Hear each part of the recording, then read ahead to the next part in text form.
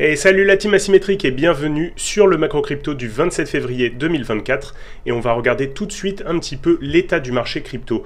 Avant de commencer, je voulais vous parler un petit peu de ce qu'on est en train de voir ici, les ERC404 qui sont des nouveaux tokens semi-fongibles sur la blockchain Ethereum qui ont commencé à prendre beaucoup de valeur. En fait, il y a beaucoup de spéculation à travers ça, et on peut voir qu'il y a quand même quelques narratifs autour des NFT cette année, comme avec les BRC20 sur la blockchain Bitcoin, on a maintenant les ERC404, et il vient de sortir les DN404 qui sont sortis le 23 février, et qui sont un projet qui est amené par les créateurs de Shiba Inu. Donc je pense que c'est le genre de truc qui est un petit peu stupide, sur lequel il faut s'intéresser, parce qu'il peut y avoir des narratifs là-dessus avec justement les NFT qui reviennent. Moi, j'ai vu qu'il y avait un petit peu de traction sur les NFT. J'ai acheté quelques projets NFT, des tokens qui sont autour des projets NFT, comme Blur par exemple, que je trouve très intéressant. Et je vois qu'il y a aussi un retour du gaming, donc il peut y avoir quelques narratifs là-dessus à récupérer. Maintenant, on va aller faire tout de suite un tour sur les indicateurs fondamentaux du BTC. Donc le MVRV ratio, on voit qu'il est largement en hausse et on commence à arriver vers la moitié du range en fait, qui nous amènerait jusqu'à la zone rouge, qui est la zone sur laquelle on va être en surchauffe par rapport au cycle. Pour l'instant, rien à signaler là-dessus. On est sur une hausse qui continue d'être constante au niveau du BTC. Ça fait même limite un petit peu peur cette hausse.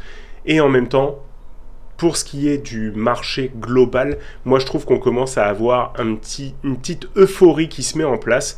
Moi je le ressens personnellement par rapport aux actifs que je suis en train de trader qui prennent en valeur à chaque semaine. Et je vois que sur les réseaux sociaux c'est la même chose. Et je vois aussi autour de moi de plus en plus de personnes commencer à parler de crypto. Par contre, je ne vois pas encore de nombreux nouveaux arrivants. Je commence à le voir sur certains groupes Discord qu'il y a quelques nouveaux arrivants qui commencent à venir. Mais je ne vois pas encore les discussions massives dans la population où tout le monde parle de crypto. Donc il y a sûrement encore un petit peu à tirer de ce marché, mais je pense qu'on n'est pas à l'abri d'un bon retracement qui va calmer tout le monde et qu'il faut commencer à prévoir ce cas de figure. À mon avis, ça arrivera quand on aura fait des nouveaux ATH pour justement bien exciter tout le monde et aller flusher tous les nouveaux entrants qui sont arrivés avec des leviers qui pensent que maintenant il n'y a plus aucun risque, qu'on ne peut que aller à 100 000 $. Je pense que là, ça va être vraiment le point où le marché va venir nous mettre une bonne petite claque derrière la tête pour nous rappeler que c'est pas gagné à chaque fois et qu'il n'y a aucune certitude à avoir. Là, c'est clair qu'on voit qu'il y a un point d'euphorie qui est en train d'être trouvé et qu'il y a une excitation palpable pour les personnes qui sont déjà dans le marché crypto. Pour ce qui est du NUPL, on voit qu'on est retourné encore une fois dans la zone orange. Pour l'instant, c'est comme d'habitude le NUPL, moi je le couple toujours avec le MVRV ou le SOPR et on voit que sur le SOPR, il y a eu des petites prises de profit, mais encore une fois, rien qui éclate vraiment à la hausse. Là, pour moi, c'est la zone des 6 qui est vraiment importante sur les prises de profit. Maintenant, si on regarde les réseaux sociaux, on peut voir qu'il n'y a pas tellement de nouveaux followers sur les crypto exchanges, ça reste quand même relativement bas, on voit qu'il y a quand même un petit regain d'intérêt, mais c'est pas non plus phénoménal.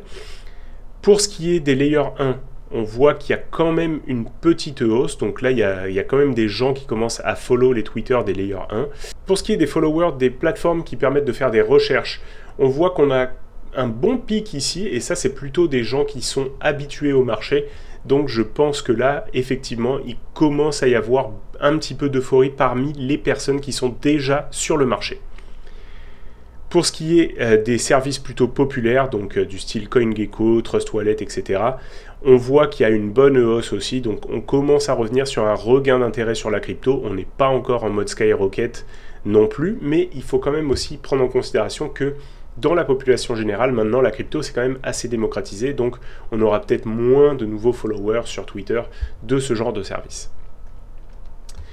Pour ce qui est des places de marché NFT, on voit que ça commence à être bien élevé, et pour ce qui est des solutions de Layer 2, on voit aussi que là, il y a un gros regain d'intérêt, et qu'on n'est pas loin, en fait, des ATH, donc il va falloir quand même faire attention par rapport à ça. Il y a vraiment gros intérêt là-dessus.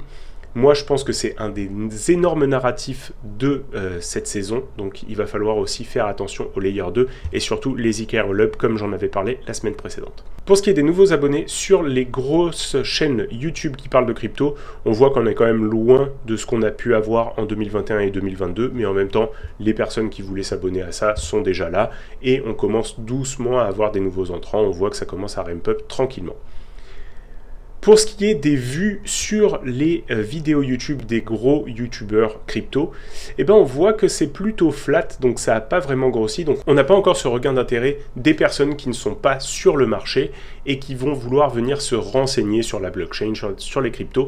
Donc là pour l'instant on n'a pas encore ça, donc ça c'est un plutôt bon signe pour se dire qu'il y a encore de l'argent frais qui peut rentrer dans le marché. Et on peut voir que sur les volumes de tweets sur le Bitcoin et l'Ethereum, bon sur l'Ethereum ça reste plutôt faible, donc là pour l'instant on n'a pas encore du tout de traction sur l'Ethereum, alors qu'il y a plusieurs narratifs qui viennent sur l'Ethereum avec les ETF qui sont possibles, avec les ERC404 et avec en plus maintenant le liquid restaking.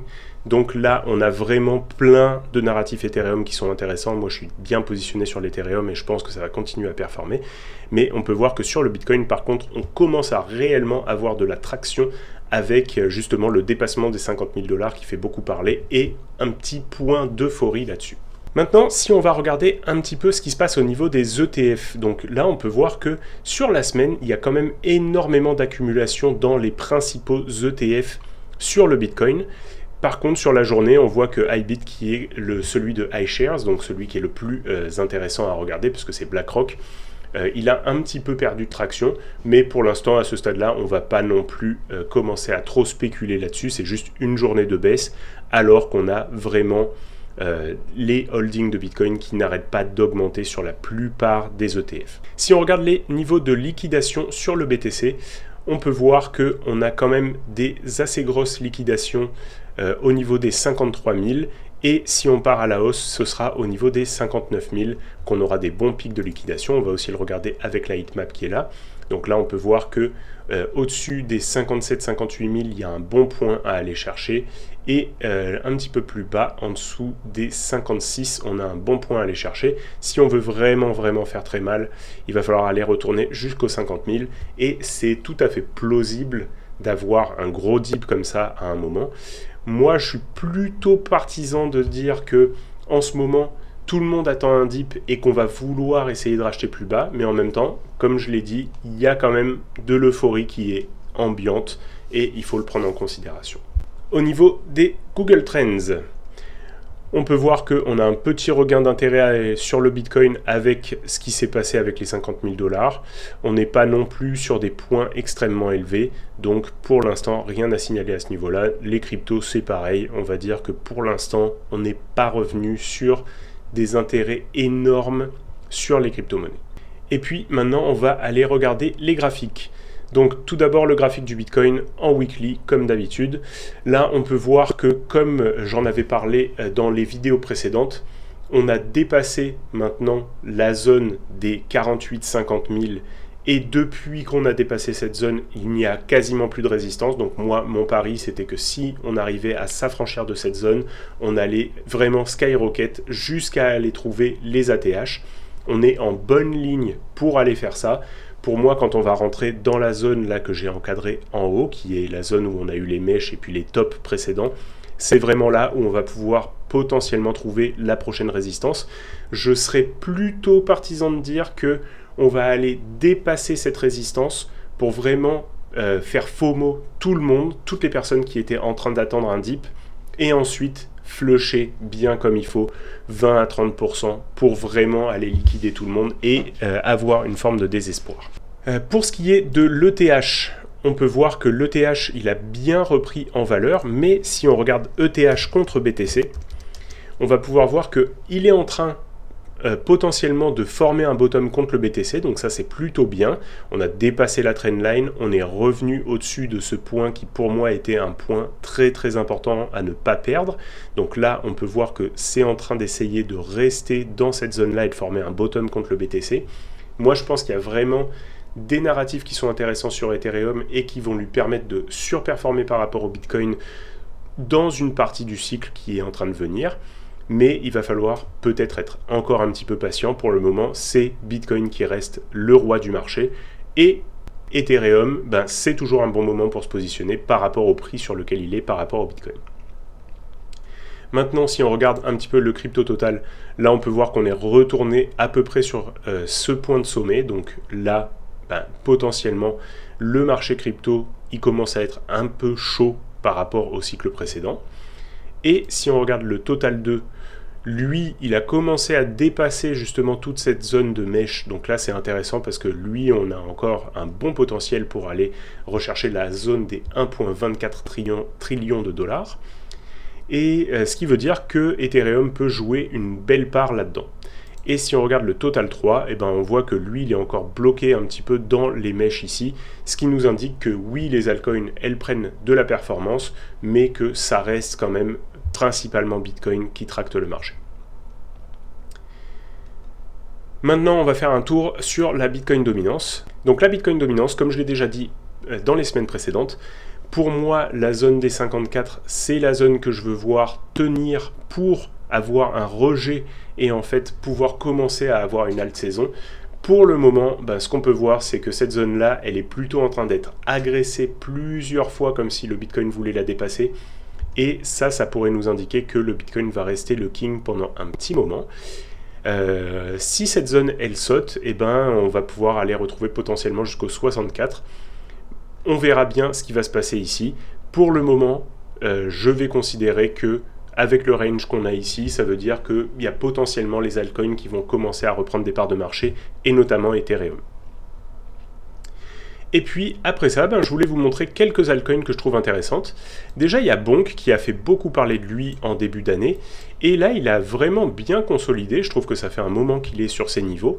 Et on peut regarder en daily qui commence à faire des jolies structures en fait en W. Donc moi je serais tenté de le racheter s'il va rechercher le bas du range ici, en se disant qu'il y a de fortes probabilités qu'il continue à rebondir sur ce bas de range, ne serait-ce que pour aller retrouver cette zone là, et puis plus si affinité, et potentiellement refaire une belle jambe haussière par la suite.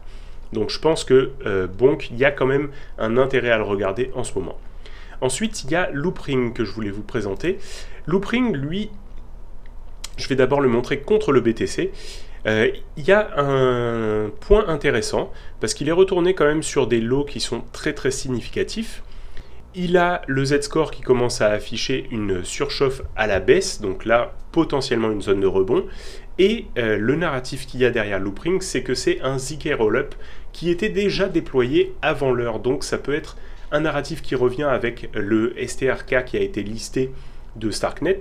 On peut réavoir un regain d'intérêt sur les ZK Rollup et les gens qui redécouvrent ce vieux projet dinosaure une fois qu'ils commencent à avoir des belles petites pumps qui se profilent. En plus là, le cours commence à être bien écrasé par rapport au Bitcoin, et si on regarde contre l'USDT, on voit qu'il commence à faire tranquillement des petits W dans les W.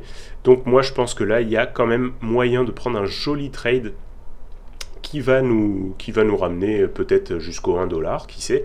Donc ça peut être intéressant pour les prochaines semaines. Ensuite, je voulais présenter Gala contre le BTC. Donc Gala, c'est un coin qui a à voir avec le gaming, et ce coin-là, on voit qu'il commence à faire des W contre le BTC tranquillement ici. Donc ça, c'est très très intéressant. Moi, j'en ai pris un bon petit bag, en fait, il y a de ça une semaine. Et si on le regarde contre l'USDT, on peut voir d'ailleurs là le trade que j'ai pris la semaine passée. Et on est déjà à peu près à 50% de performance sur ce trade. Là, quand on arrivera à cette ligne-là, j'aurais fait x2 dessus. Et je pense que là, en fait, cette structure-là, c'est une belle structure de bottom qui est en train de se dessiner, qui est en train de s'inverser. Et je pense qu'il y a de fortes chances au moins d'aller rechercher les mèches qui sont ici, donc vers les 0.15. Donc là, ça nous ferait, à partir de là où on en est en ce moment, encore un x3 potentiel. Donc, c'est deux coins que je voulais présenter avec des narratifs que je vois qui sont en train de revenir tranquillement sur le devant de la scène. Et donc, il peut être intéressant de se positionner pour les semaines qui viennent en étant assez patient, mais en ayant quand même des bonnes possibilités de gains. En plus, ils n'ont pas encore décollé, ils n'ont pas encore fait des performances qui attirent fortement la visibilité sur eux. Donc, il y a du potentiel. J'espère que je t'ai encore une fois apporté beaucoup de valeur à travers cette vidéo. Laisse-moi savoir en commentaire les coins que tu voudrais que j'analyse la prochaine fois. Et je voulais juste te laisser savoir que je vais partir en vacances pendant 2 semaines, donc il ne va pas y avoir de points macro crypto pendant les 2 prochaines semaines. On se revoit très bientôt pour un point macro crypto. C'était Stéphane, à très bientôt!